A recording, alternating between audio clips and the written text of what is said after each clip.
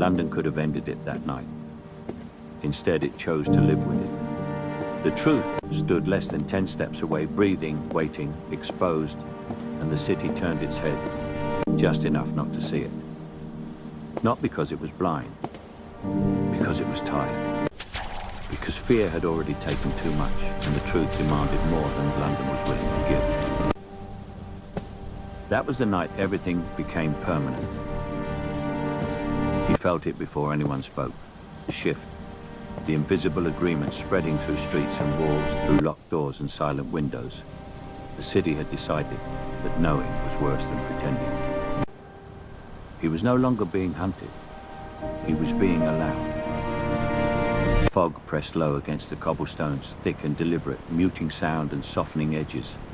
Lanterns burned weakly as if conserving strength. Footsteps moved carefully, not away from danger, but away from responsibility. The constable followed anyway. Not loudly, not officially.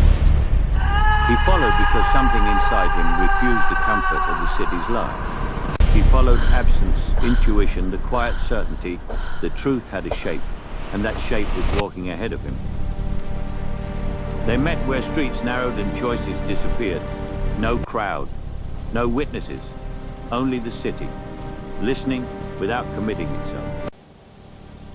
"You know they won't help you," the constable said. "Yes," he answered calmly. "They want this over."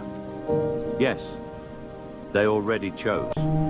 He looked at the constable, then not with anger, not with threat, but with something colder. "So did you," he said. The constable understood in that moment what London had refused to understand for years. This was never about evading justice. Justice had never been close enough to matter. This was about permission. The city had given it early when it chose comfort over curiosity, routine over doubt, relief over truth. Everything that followed had simply respected that decision. Voices approached in the distance, curious, careful, ready to witness something but not to carry it. The constable waited for the city to step forward. It didn't. Windows stayed shut, doors remained closed, people paused, then moved on. London saw the moment clearly and chose not to participate in it. The constable stepped back, not because he was afraid, because he was alone. The man walked away, not running, not hiding, dissolving into the fog at the exact pace required to become forgettable. The city accepted this without protest. By morning, nothing had happened. No arrests, no reports, no corrections. The wrong man remained guilty. The record stayed clean. The story was complete enough to be believed. Disappearances stopped not because danger ended, but because demonstration was no longer necessary. London had shown what it would tolerate. Years later, people would speak of that time as a dark chapter that somehow closed itself. They would say order returned, that fear passed, that the city survived. They would be right. London survived by choosing not to know. And somewhere beyond memory, moving through streets that welcomed him without recognition, he carried the final truth the city had taught him better than anyone else ever could. Evil does not need secrecy. It needs agreement. And London gave it willingly.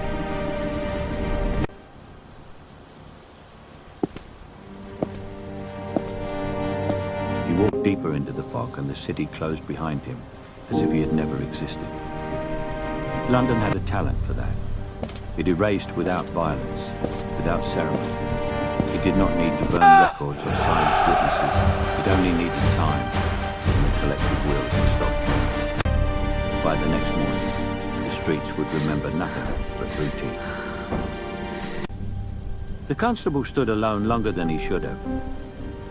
He listened to the fog, to the distant movement of people returning to their lives, to the quiet machinery of a city resetting itself. He waited for doubt to turn into action, for doors to open, for voices to rise, for someone to say stop. No one did. London had already stepped away.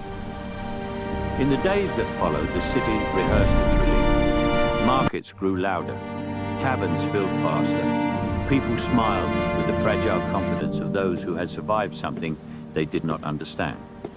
Fear became a story, and stories could be edited. The wrong man was processed efficiently. His protest faded into paperwork, his face blurred into ink. London needed him to remain guilty because innocence would reopen questions the city no longer wished to ask. The constable tried. Once, he requested records. He revisited testimonies. He traced timelines that still refused to align. But each attempt met the same resistance, not opposition, but indifference. Doors opened politely and closed gently. Answers were given vaguely. Memory failed conveniently. The city was not conspiring. It was resting, and truth was exhausting. He realized then that justice did not fail loudly. It failed the way London did everything else gradually, collectively, without admitting it was happening. No single person was responsible, which meant no one could be held accountable. That was the city's greatest defense in weeks past and months. No new disappearances. People took this as proof. Proof that the danger was gone. Proof that the city had been right. Proof that fear had lied to them and not the other way around. The constable stopped walking at night. Not because he believed, because he understood.